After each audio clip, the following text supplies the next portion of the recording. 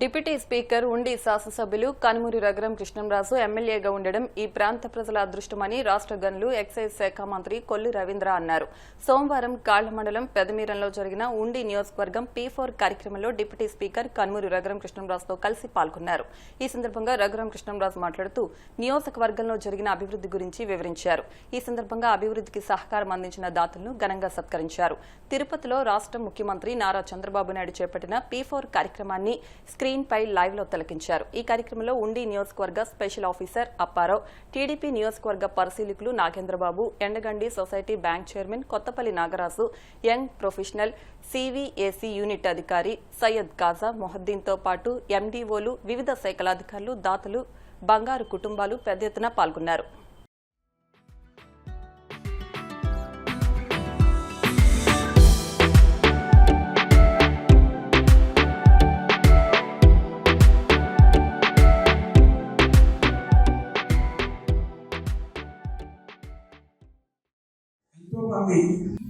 చాలా కార్యక్రమాలు ప్రతి ప్రజల్లో చాలా మంది, రైతుల్లో చాలా మంది వారి శక్తి మేరకు కాలంలో బాగు చేయటానికి ప్రభుత్వం చేయవలసి వచ్చినప్పటికీ కూడా వారే ముందుకు వచ్చి ఆ పనులన్నీ వారే చేసుకుని ఎన్నో కోట్ల రూపాయలు ఖర్చు పెట్టారు. వారిని కాకుండా స్పెసిఫిక్ గా ఆర్టివిల్లో హాస్పిటల్, డయాలసిస్ సెంటర్ డాక్టర్ గారు హైదరాబాద్ లో చెల్లిపోయిన డాక్టర్ గారు వారిని అడిగిన వెంటనే ఎంతైనా సరే నేను చేస్తాను అని చెప్పి సుమారు 65 లక్షలు, మనం ఇంకొక 5 లక్షలు మళ్ళీ ఖర్చు పెట్టి 70 లక్షల రూపాయలు ఆయన మంచి డయాలసిస్ సెంటర్ స్థాపించడం జరిగింది. అలాగే బ్రహ్మానందం గారిని దేవి సీ ఫుడ్స్ మా స్నేహితులు వారిని అడిగిన వెంటనే దుబ్బగడపలో స్కూల్ బిల్డింగ్ కట్టాలి అంటే ఒక 50 లక్షల రూపాయలు ఇమీడియట్ గా ఆయన అందించడం జరిగింది. CSR funds state bank of India కానీ, కెనరా బ్యాంక్ కానీ వాళ్ళు సుమారు ఒక 5 నుంచి 6 కోట్ల రూపాయలు వివిధ కార్యక్రమాలకి, మైక్రో ఫిల్టర్స్ ఒక 25 గ్రామాల్లో మైక్రో ఫిల్టర్స్ కి, అలాగే ఇంకొక ఆల్మోస్ట్ 20 గ్రామాల్లో నా మిత్రులు చాలా మంది ఈ అవార్డులు ఇవన్నీ కూడా వద్దు, ఒక మంచి పని చేసేవాళ్ళ సాటిస్ఫాక్షన్ చాలు అని అలా ఎంతో మంది ప్రతి గ్రామం కూడా ఇంకొక 20-25 రోజుల్లో మైక్రో ఫిల్టర్ స్వచ్ఛమైన త్రాగునీరు లేని గ్రామం ఉండి నియోజకవర్గంలో లేకుండా ఈ P4 స్ఫూర్తితో, అంటే దాతల సహకారంతో ప్రజల కొరకు ఆర్థికంగా స్థిరపడిన ప్రజలు ముందుకొచ్చి చేసే సహాయం నాకు వచ్చింది అని ఇండివిజువల్ గా కాకుండా సమాజానికి మేలు చేసే P4 కార్యక్రమం చాలా అద్భుతంగా మన నియోజకవర్గంలో ఎంతో మంది మంచి మనసున్న మంచి మనుషుల సహకారంతో చాలా అద్భుతంగా జరిగాయి. ఎటువంటి అవసరం ఉన్నా సహాయం చేయటానికి మంచి మనసున్న వాళ్ళు కొరత లేదు. కానీ మనం ఇదిగో ఇక్కడ ఈ సమస్య ఉంది, ఆ సమస్యకు మీరు పరిష్కారం చేయగలిగితే బాగుంటుంది, మీకు కూడా ఒక సంతృప్తి ఉంటుంది, సక్రమంగా వినియోగిస్తాం అని చెప్పి అక్కడి కార్యక్రమాలు భవిష్యత్తులో కూడా చంద్రబాబు నాయుడు గారి స్ఫూర్తితో మరిన్ని చేపడుతూ ముందుకెళ్తాం. నరేంద్ర మోడీ గారు వికసిత భారత్ అంటే వికసితమైనటువంటి భారత్ వికసిస్తా ఉంది. ఆ భారత్ని 2047 విజన్తో ముందుకు తీసుకెళ్ళాలి. 2047 నాటికి భారతదేశం ప్రపంచంలోనే అగ్రదేశంగా నిలబడాలనే లక్ష్యంతో ముందుకెళ్తున్నాం.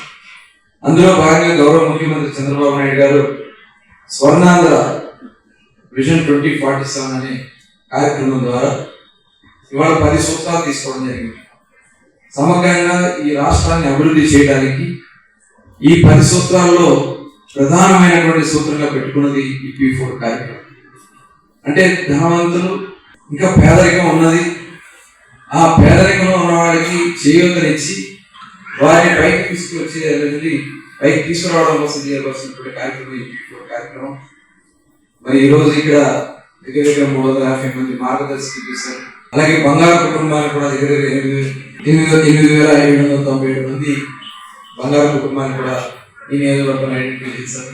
వాళ్ళు ఏ రకంగా వాళ్ళ పైకి తీసుకురావాలి, విద్యాపరంగా తీసుకురావాలా, లేకపోతే వాళ్ళకి ఏదైనా చిన్న షాప్ పెట్టిస్తే పైకి వస్తారా, ప్రభుత్వం ఇచ్చే పథకాలని వాళ్ళు సక్రమంగా వినియోగించుకుంటున్నారా లేదా, లేదంటే దాతలకు వాళ్ళకి సపోర్ట్ చేసి పైకి తీసుకురావచ్చా. ఈ కార్యక్రమం ముఖ్య ఉద్దేశం. నాకు చాలా సంతోషంగా ఉంది. ఉండి నియోజకవర్గంలో రఘురామకృష్ణరాజు గారు అందరికంటే ముందుండి ఆయన చివరి ఒట్టు వరకు వాటర్ తీసుకెళ్లాలని కృషి, అలాగే సిఎస్ఆర్ ఫండ్స్ కూడా, అలాగే ఇక్కడ ఉన్నటువంటి దాతలు కూడా ఉపయోగించుకుని రోడ్లు కానీ ఇవన్నీ కొంచెం బాగా వర్క్ చేస్తా ఉన్నారు. మీరు అవకాశం, ఎందుకంటే ఆయన ఇక్కడ ఎమ్మెల్యేగా రావడమే నియోజకవర్గ అదృష్టం. ఇవాళ ఎవరైతే ఆయనకి అడ్డపడాలని ప్రయత్నం చేశారో ఇవాళ వాళ్ళందరూ కూడా ఏ పరిస్థితిలో ఉన్నారో ఒకసారి మనం కూడా ఆలోచించాలి. ఎందుకంటే గత ప్రభుత్వం ఆ రకంగా చేశారు, అందరినీ ఇబ్బంది పెట్టారు. నా మీద కూడా పెట్టారు, ఒక హత్య కేసు పెట్టి నన్ను 54 రోజులు కూడా రాజమండ్రి జైల్లో పెట్టారు. సాక్షాత్తు ముఖ్యమంత్రి చంద్రబాబు నాయుడు గారిని తీసుకెళ్లి మరి ఆయనకి సంబంధం లేనట్టు ఏదో పెట్టాలని పెట్టించి ఆయన 50 రోజులు పెట్టించారు.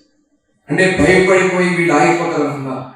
కానీ పట్టు వదన విక్రమార్కులాగా ఆయన రఘురామకృష్ణరాజు గారు అయితే ఢిల్లీ నుంచే ప్రతిరోజు ఆయన మధ్యాహ్నం వచ్చే ఆయన యొక్క కామెంట్స్ కోసం ఎదురు చూస్తా ఉంది ఆ రోజు రాష్ట్రం.